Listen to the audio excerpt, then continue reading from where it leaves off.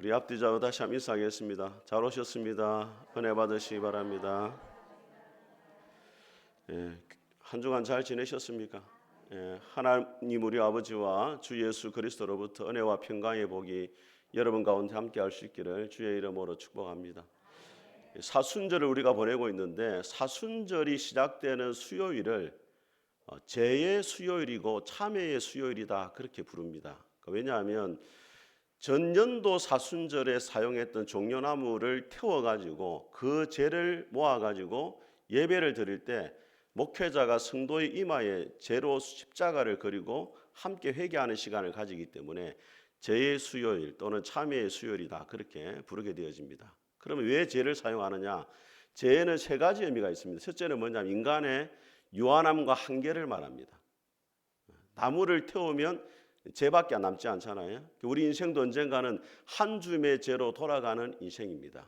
그래서 하나님 앞에 하나님, 나는 하나님의 은혜가 없이는 살아갈 수 없는 먼지와 같은 존재입니다. 하나님 나를 불쌍히 여겨 주십시오. 이런 고백으로 사순절이 시작이 되어지는 것입니다. 두 번째로 이 죄라는 것은 슬픔과 회개를 상징합니다. 구약시대에 보게 되어지면은 회개할 때 죄 위에 앉아가지고 슬퍼하며 옷을 찢고 회개했어요. 사순절 기간 동안에는 다른 사람의 허물을 바라보는 것이 아니라 하나님 앞에서 자기를 돌아보고 자기의 죄를 씻는 시간으로 보내는 절기가 사순절입니다. 또 세 번째로 이 죄는 하나님 앞에 겸비함을 의미합니다. 타고 남으면 죄가 되는 것처럼 하나님 앞에 나는 아무것도 없습니다.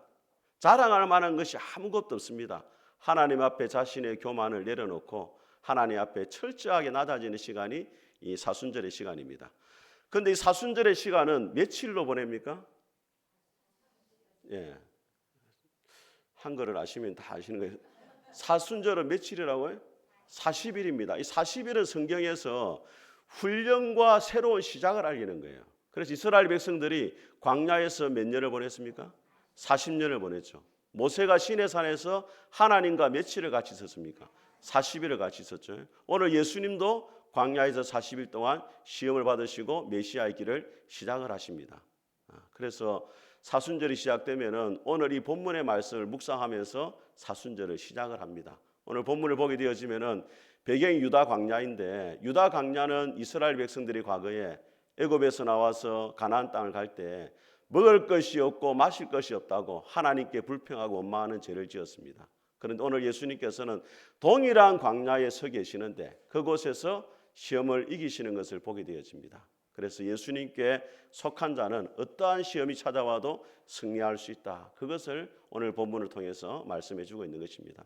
우리 성도들이 사순절의 기간 동안에 어떠한 어려움이 찾아온다 할지라도 예수님 안에 거함으로 승리할 수 있기를 주의 이름으로 축복합니다. 자, 오늘 본문의 말씀을 살펴보면서 첫 번째 우리가 기억해야 될 것은 뭐냐? 예수님이 언제 시험을 받으셨느냐 하는 것입니다. 1절을 같이 한번 읽어보겠습니다. 시작. 그때 예수께서 성령에게 이끌리어 마귀에게 시험을 받으러 광야로 가사. 자, 예수님이 시험을 받은 시간을 그때라 이야기를 합니다. 이 그때가 언제냐? 여러분, 예수님이 시험을 받기 전에 일어난 사건이 뭐냐면 사복음서에 나오는데 예수님이 세례를 받은 거예요. 세례 요한에게. 예수님이 세례를 받으시고 요단강에 잠기셨다가 올라오시면서 기도하시는데 그때 어떤 일이 일어납니까? 하늘이 활짝 열려요. 하늘이 열리면서 성령님이 비둘기같이 예수님 위로 내려오시고 하늘에서 음성이 들립니다. 이는 내 사랑하는 아들이고 내 기뻐하는 자다. 저는 여러분이 기도할 때에도 하늘의 문이 열리고 하나님의 성령이 여러분 가운데 임하고 하나님의 음성을 들을 수 있기를 주의 이름으로 축복합니다. 저는 오늘 아침에 예배 자리에 와서 기도할 때도 이 말씀으로 기도했어요. 하나님, 오늘도 우리가 예배 드리는 가운데 하늘의 문이 열리고 하나님의 성령이 임하고 우리 모든 성도들이 주님의 음성을 듣기를 원합니다. 바로 그때 예수님이 가장 성령으로 충만해지고 가장 은혜 가운데 있을 때 마귀가 기다렸다는 듯이 찾아오더라는 거예요. 여기서 우리가 영적인 원리를 발견할 수 있습니다. 언제 시험이 찾아오느냐? 우리가 가장 은혜 가운데 있을 때 시험이 찾아온다는 거예요. 여러분, 어느 부잣집이 불이 타고 있었습니다. 부잣집에 확 불이 타니까 안에 있는 온갖 귀중한 것들이 다 불타니까 그 부자가 막 발을 텅텅텅 구르고 있었어요.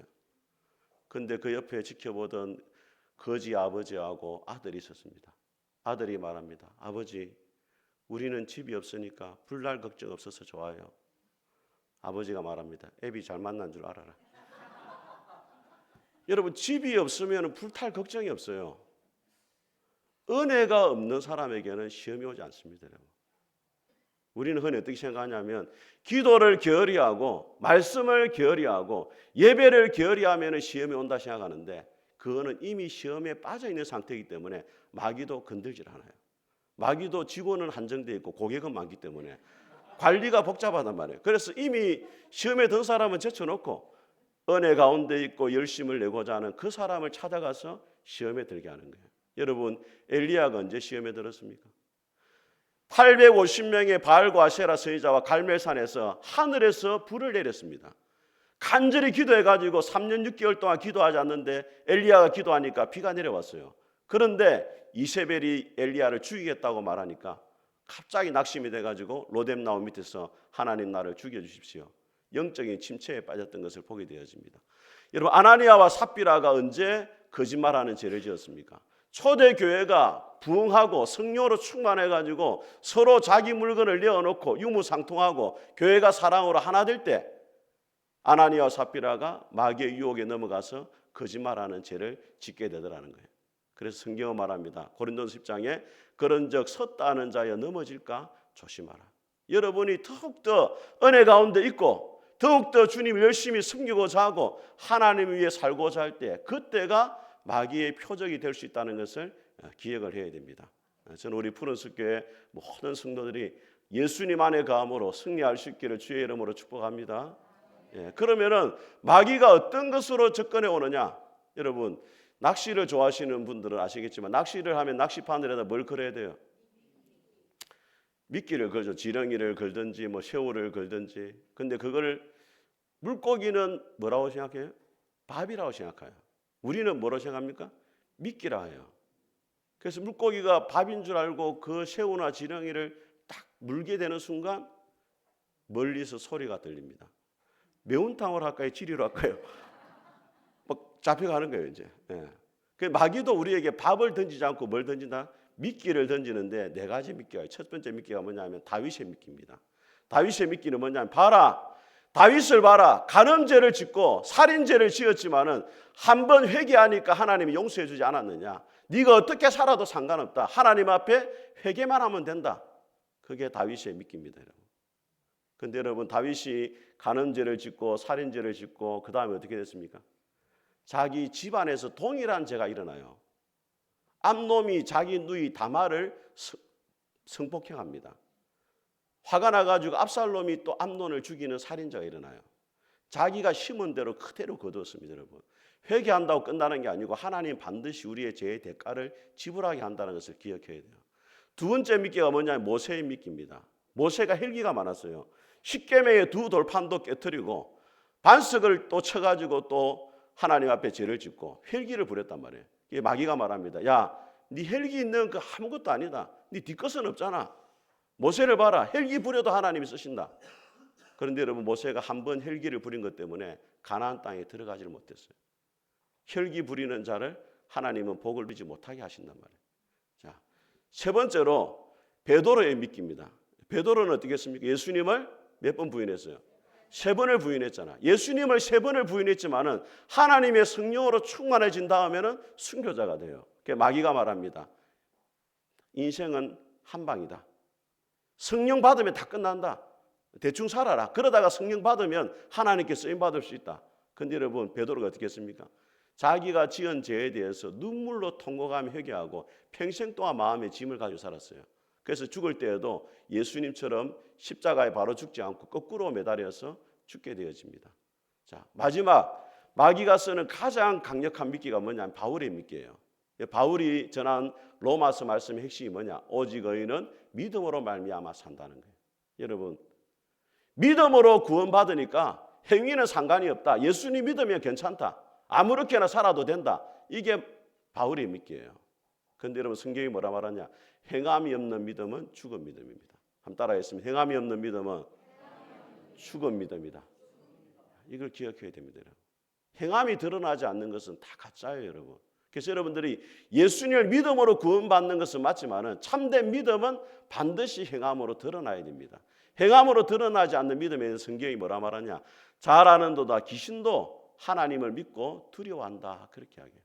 귀신도 하나님의 살아계심을 믿어요. 그렇지만 행함이 없기 때문에 구원을 받지 못하는 겁니다.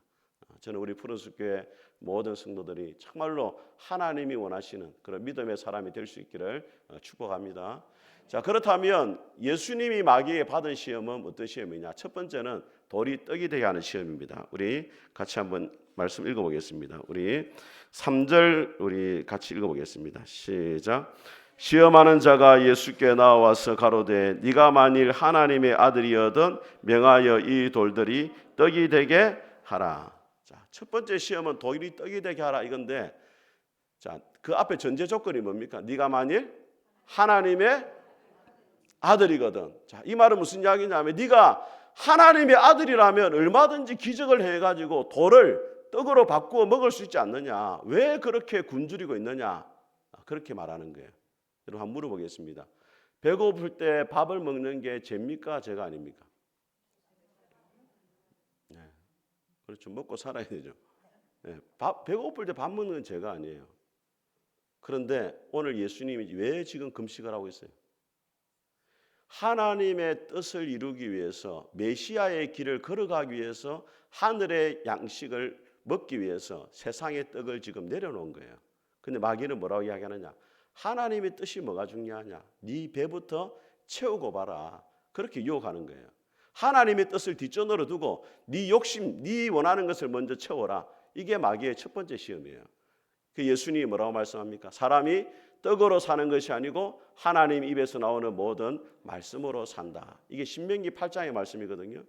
이 말씀의 배경이 뭐냐? 이스라엘 백성들이 40년 동안 먹었던 것이 만나입니다. 하늘에서 하나님이 만나를 내려가지고 광야의 식탁을 베풀어 줬어요. 그런데 만나를 거둘 때 원칙이 있습니다. 첫째는 뭐냐면 오늘치만 거둬야 돼요. 하루 딱 먹을 것. 예수님이 말씀하신 일용할 양식만 거둬야 돼요. 근데 이스라엘 백성들이 게을러 가지고 이틀치를 거뒀습니다. 그날 밤에 어떻게 됐습니까? 먹고 남은 게 다 썩어버렸어요. 못 먹었어요. 또 하나님이 두 번째 원칙을 말했습니다. 내일이 안식일이면 노동하면 안 되니까 이틀치를 거두라 했어요. 그런데 또 말을 안 듣고 하루치만 거두는데 다음 날 나가보니까 있어요, 없어요? 없어요. 그걸 통해 뭘 깨달았느냐? 하나님이 만나를 내려주시 우리가 먹을 수 있는데 그것도 하나님의 말씀대로 철저하게 순종해야 우리가 먹고 살아갈 수가 있구나. 이거를 이스라엘 백성들이 깨달은 거예요. 이것을 사도행전 17장에 바울이 뭐라고 말하느냐? 우리는 하나님을 힘입어 살아갑니다. 우리가 살아가는 것은 하나님이 우리를 살게 해주셔야만 살아갈 수 있습니다. 이 고백을 하는 거예요. 여러분 오늘 아침에 일어나서 하나님 오늘도 새 생명을 주셔서 감사합니다. 이렇게 기도하신 분 혹시 한번 마음으로 손들어 보세요.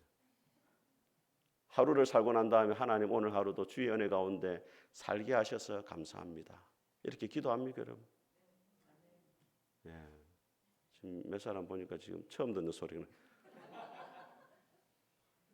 우리가 사실 살아간다는 게 이 기적이에요, 기적. 예. 하루에 눈을 뜨고 사는 게 기적이에요. 왜? 다음 날 일어나지 못해가지고 세상을 떠나는 사람들이 너무 많잖아요. 그래서 여러분 온누리 교회를 담임했던 하용조 목사님이 간암 수술만 4번을 했어요. 한국의 대표적인 교회잖아요, 서울에. 간암 수술만 4번 하고 말년에는 신장 투석을 했어요. 일주일에 2번씩. 제가 신장 투석하는 데를 이전에 신방을 가봤거든요. 끔찍하더라고요. 이 목 쪽에 그 주사를 꽂아가지고 이 혈관을 계속 청소를 하는 거예요. 밖으로 피를 빼내가지고 필터에 걸러가지고 다시 집어넣고 그걸 계속 하더라고요. 일주일에 2번씩 그걸 해야 돼요. 하용조 목사님이 그 일을 겪으면서 무슨 고백을 했느냐? 인생이라는 것은 능동태가 아니라 수동태라는 것을 깨달았다. 내가 살고 싶다고 사라지는 게 아니고 하나님이 나를 살게 하셔야 살 수 있는 것이고 하나님이 나에게 복을 주셔야 복을 받을 수 있다는 것을 내가 그때 깨달았다. 그렇게 고백했습니다. 사랑하는 성도 여러분, 오늘 첫 번째 시험은 우리에게 말합니다. 네가 무엇으로 살아가느냐? 그 질문에 오늘 예수님께서 말씀합니다. 나는 하나님을 힘입어 살아갑니다. 이 고백이 저와 여러분의 고백이 될 수 있기를 주의 이름으로 축복합니다. 자, 두 번째로 사탄의 시험이 뭐냐? 우리 5절과 6절을 같이 한번 읽어보겠습니다. 시작.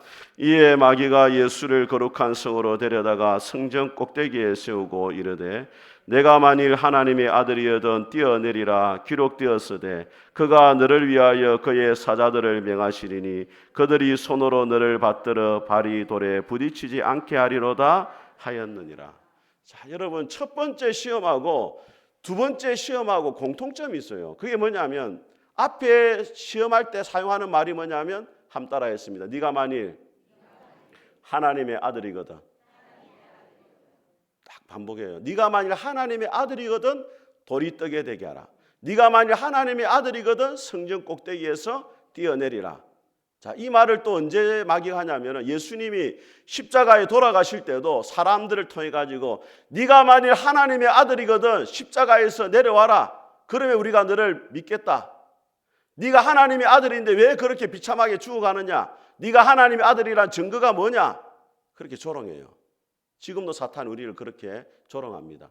네가 만일 하나님의 아들이라면 네가 왜 그렇게 고생하느냐? 네가 만일 하나님의 아들이라면 네가 왜 그렇게 아프고 병이 드느냐? 네가 만일 하나님의 아들이라면 왜 네가 그렇게 하는 일마다 잘 되지 않느냐? 네가 하나님의 아들인 증거가 뭐냐?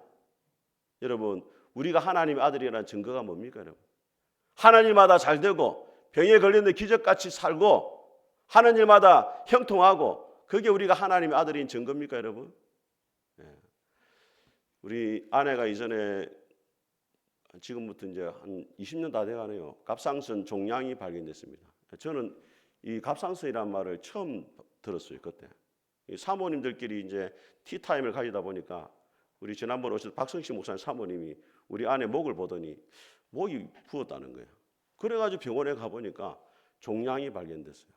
근데 그 종양도 일반 종양이 아니에요. 여포성 종양이라는 게 있습니다. 제가 갑상선 공부를 많이 했습니다.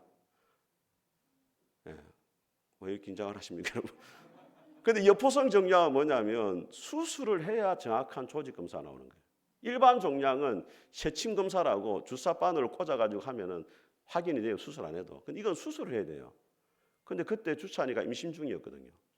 그 의사한테 물어보니까 수술을 하면 애가 잘못되는 거예요. 수술 안 하면 아내가 암일 가능성이 있는 거예요. 여러분이라면 어떻게 하시겠습니까? 너무 고민이 되는 거예요. 다음에 이제 그 스토리는 이야기를 하고. 자, 근데 이게 왜 문제가 됐냐면 저희 집은 불신 가정이에요. 제가 목사예요. 그때 우리 처형도 우리 장모님도 교회를 안 올 때입니다. 목사 가정이 왜 그런 고난을 겪느냐? 목사 가정이 왜 그런 어려움이 있느냐? 만약 수술하다가 애가 죽어보세요. 또 애를 살린다고 가만히 뒀는데 아내가 암이 걸려보세요. 주위에서 뭐라 말하겠습니까? 네가 하나님의 자녀인 증거가 뭐냐? 네가 하나님을 믿는다면서 왜 그렇게 고생하고 어려움이 네 가정에 닥치느냐? 이렇게 말하지 않겠어요? 그래서 제가 기도도 많이 하고 했는데 어느 사모님을 만났는데 그 사모님이 뇌성마비였어요. 송매희 시인과 같이 얼굴이 막 일그러지고 말도 막 이렇게 어눌하게 하는 분이었어요. 제가 그런 고민을 이야기하니 그분이 뭐라고 말씀하냐? 목사님, 우리가 건강하게 되고 병이 낫는다 해가지고 하나님 영광 받는 게 아닙니다 이러더라고요. 본인도 그런 상태잖아요 지금. 중요한 것은 우리가 병이 걸리고 어려움이 찾아올 때 하나님 앞에 어떻게 반응하느냐가 중요하다 이렇게 말하더라고요. 여러분 욥을 한번 보세요. 욥이 한순간에 10명의 자녀가 다 죽잖아요. 재산을 모두 다 잃잖아요. 죽을 병이 걸렸잖아요. 근데 욥이 어떻게 반응합니까? 주신 자도 여호와시고 취하신 자도 여호와시오니 여호와 이름이 찬송을 받을지어다. 누가 보더라도 하나님을 원망할 수밖에 없는 상황 가운데 하나님 앞에 찬송하고 감사하니까 하나님이 더 영광을 받으시더라 이 말이에요. 여러분 저는 여러분이 어떤 환경 가운데 있다 할지라도 하나님을 신뢰하고 하나님 앞에 감사할 수 있기를 주의 이름으로 축복합니다. 자, 첫 번째 시험에 실패했던 마귀가 이제 어떻게 하냐면 성전 꼭대기에서 뛰어내리라. 그러면 하나님이 천사를 보내가지고 너를 받아줄 거다. 그러니까 예수님이 뭐라 말하냐면 주 너의 하나님을 뭐 하지 말라? 시험하지 말라. 여러분 하나님은 시험의 대상이 아니고 신뢰의 대상입니다. 한번 따라했습니다. 하나님은 시험의 대상이 아니고 신뢰의 대상이다. 오늘 말씀 묵상 생명의 삶에도 보니까 뭐가 나왔느냐? 바리새인과 서기관들은 항상 예수님을 시험해요. 질문하는 것 자체가 시험하기 위해 질문해요. 근데 우리 주님은 시험의 대상이 아닙니다. 신뢰할 대상이에요. 우리 인생 가운데 왜라는 질문을 던질 때가 있습니다. 하나님, 왜 나에게 이런 어려움을 주십니까? 하나님, 왜 나에게 이런 고난을 주십니까?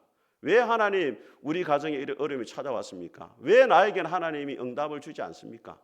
근데 이사야 55장은 말씀합니다. 여호와의 말씀이니라. 내 생각은 너의 생각과 다르며 내 길은 너의 길과 달라서 하늘이 땅보다 높음 같이 내 길은 너의 길보다 높고 내 생각은 너의 생각보다 높으니라. 우리는 생각할 때 하나님이 이렇게 인도하시면 좋을 것 같은데 하나님의 생각은 우리의 생각보다 땅이 하늘과 차이 있는 것처럼 그렇게 높다는 거예요. 전혀 생각지 못한 길로 우리를 인도해 주신다는 거예요. 제가 좋아하는 찬송 가운데 하나님의 부르심에는 후회하심이 없네. 그 후렴이 어떻게 돼요? 잠깐 음을 잘못 잡았어요. 예, 이해를 하시기 바랍니다. 예, 그렇지만 가사의 은혜 받으시기 바랍니다. 가장 완전한 길로 가장 완전한 길로 가장 선한 길로 날 이끄심 있네. 할렐루야. 예, 노래를 잘했더라면 참 은혜가 됐을 것 같아요. 가장 완전한 길로 가장 선한 길로 날 이끄심을 믿습니다. 옆에 분한테 한번 이야기해서 하나님께도 사정이 있습니다. 우리 사정만 생각하지만 하나님은 다 사정이 있어요. 사랑하는 성도들, 우리가 사람을 바라보면 낙심이 되고 또 환경을 바라보면 절망이 되지만 하나님을 바라보면 소망이 있습니다. 여러분 시편 42편을 말합니다. 내 영혼아 내가 어찌하여 낙심하며 불안해하는가? 너는 하나님을 바라라. 그가 나타나 도우심으로 말미암아 내가 여전히 하나님을 찬송하게 될 것이다. 여러분의 시선을 언제나 하나님께 고정시킬 수 있기를 주의 이름으로 축복합니다. 세 번째로 예수님이 당하신 시험입니다. 우리 8절과 9절을 같이 한번 읽어보겠습니다. 시작. 마귀가 또 그를 데리고 지극히 높은 산으로 가서 천하만국과 그 영광을 보여 가로되 만일 내게 엎드려 경배하면 이 모든 것을 내게 주리라. 자, 세 번째 시험은 천하만국을 보여주면서 나에게 절만 하면 다 주겠다는 거예요. 한 번 하나님을 부인하고 한 번 하나님을 떠나오고 마귀가 원하는 대로 하면은 다 얻게 된다는 거예요. 여러분 어떻게 생각하십니까? 여러분이 원하는 것이 있는데 한 번만 하나님을 부인하면 돼요. 한 번만 마귀에게 절하면 돼요. 한 번만 우상 앞에 가서 절하면 됩니다. 그러면 다 얻는 거예요. 그때 여러분 어떻게 하시겠냐는 거예요. 예수님이 말씀합니다. 주 너의 하나님만 섬기고 경배해야 된다. 이 섬긴다는 단어가 히브리어로는 아바드예요. 종이 주인을 섬기는 거예요.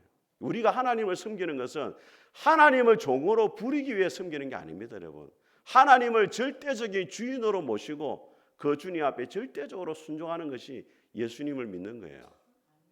근데 오늘날 우리 성도들이 그렇게 신앙생활을 잘 안 해요. 미신같이 하나님께 잘 보여가지고 내가 원하는 것 하나님 앞에 얻어내려고 하나님을 종으로 부리는 경우가 많더라는 거예요. 그건 참된 신앙이 아닙니다, 여러분. 참된 신앙은 하나님 우리를 어디로 인도하시든지 또 무엇을 말씀하시든지 절대적으로 순종하는 거예요. 어떤 어려움이 있어도 하나님을 포기하지 않는 거예요. 어느 국악교수가 있었습니다. 국악교수들은 우리나라에 전통적으로 전해오는 노랫가락이나 그 다음에 춤사위를 배우려고 누구를 찾아가냐면 무당을 찾아가요. 무당들 가운데 그런 사람들이 있거든요. 어느 국악교수가 산골짜기에 용한 무당을 찾아갔는데 그 무당이 안타깝게도 강신무당이었어요. 여러분 오늘 또 하나 가르쳐 드릴게요. 무당은 세 종류가 있습니다. 자, 첫째 학습무당이 있습니다. 공부해가지고 무당된 사람이 있어요. 제일 등급이 낮습니다. 두 번째 세습무당, 어머니나 할머니로부터 물려받은 무당이 있어요. 두 번째 등급입니다. 세 번째 신이 내려가지고 어느 날 무당이 된 사람 강신무당이란 말입니다. 세 개가 있어요. 아시겠죠? 누구를 찾아가야 된다? 강신무당. 네. 학습교인이 아니고 성령 충만한 교인이 돼야 돼요. 우리도. 그런데 강신무당이 되다 보니까 어느 날 갑자기 신이 내렸기 때문에 몰라요. 아무것도. 춤도 모르고 노래도 몰라요. 그래서 돌아오려 했는데 궁금해가지고 물어봤대. 당신은 왜 무당이 됐습니까? 물어보니까 이름이 정에서더예요. 가톨릭 집안이에요. 근데 왜 무당이 됐냐니까 너무 몸이 아프더라는 거예요. 병원에 가도 병명이 안 나와요. 너무 병에 시달리는데 문득 무슨 생각이 드느냐? 물 한 사발 떠놓고 절하면 낫겠다는 생각이 딱 드는 거예요. 너무 괴로우니까 물 한 사발 떠놓고 절을 했어요. 병이 나았어요.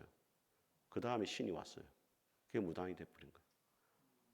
자기가 원하는 것을 얻기 위해서 하나님을 포기한 거예요. 오늘 마귀가 시험했잖아요.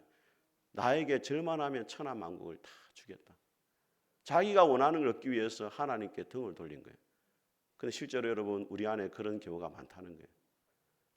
우리가 원하는 것을 얻기 위해서 순간적으로 하나님 말씀을 떠나고 순간적으로 하나님을 부인하고 우리가 원하는 걸 얻을 때가 얼마나 많느냐는 거예요. 우리 자신을 한번 돌아볼 수 있길 바랍니다. 사랑하는 성도 여러분, 여러분에게 있어서 하나님은 어떤 분입니까? 하나님이 여러분의 종입니까? 아니면 여러분이 온 존재를 다 바쳐서 섬길 왕입니까? 사순절 기간을 통해 가지고 우리의 우선순위를 다시 한번 바로잡을 수 있길 바랍니다. 예수님을 여러분의 왕으로 삼고 그 한 분을 경배하고 살아갈 수 있기를 주의 이름으로 축복합니다. 우리 같이 한번